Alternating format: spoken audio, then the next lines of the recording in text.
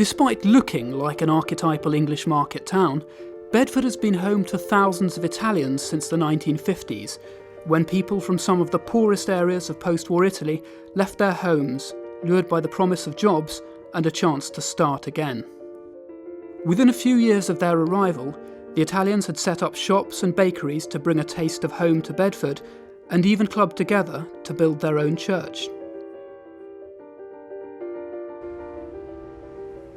But one of the most important services was provided by the town's small Italian vice-consulate, which is set to shut at the end of September as the Italian government restructures its foreign posts. The decision has worried and infuriated many in the community. They just abandoned us anyway. This is not fair. Then inside of us, we feel Italian, but outside, we are not Italian anymore. Just do a few rolls. Salvatore Gaganese owns La Rondine Bakery, which occupies a place at the heart of Bedford's Italian community. Salvatore came to England at the age of 11 to join his father. All right, that's it. Then you're going to put it down there. That's stretched. My father came here in 1952, just as after I was born. He saw this advert for labour in this country. He decided that I'll go and do 3 or 4 years over there and build myself another house. Life in the brickworks, where Salvatore's father and thousands of other Italian men worked, was hard, but offered steady work. Salvatore's sister Elizabeth can still remember the shock of arriving in the UK for the first time.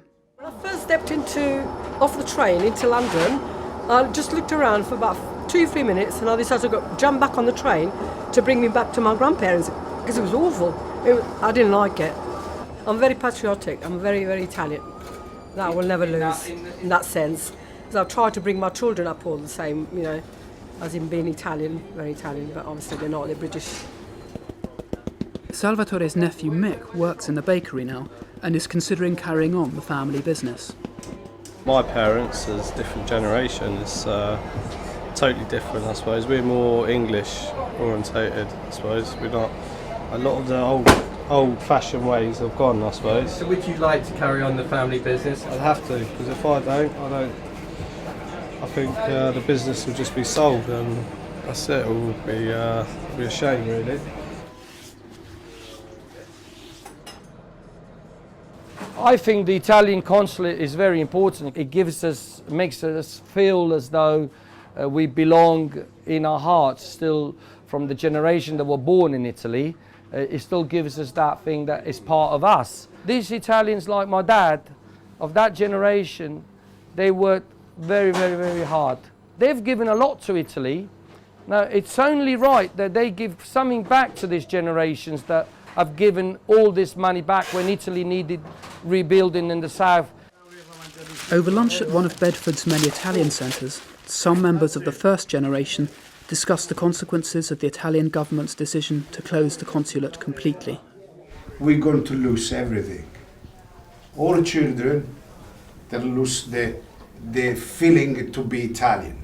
We need this doorway to our Italy, to our patria, if you understand. We need the doorway there. If they close the doorway, we have to go all the way to London. The Italians, they come in Bedford to eat the dust of the bricks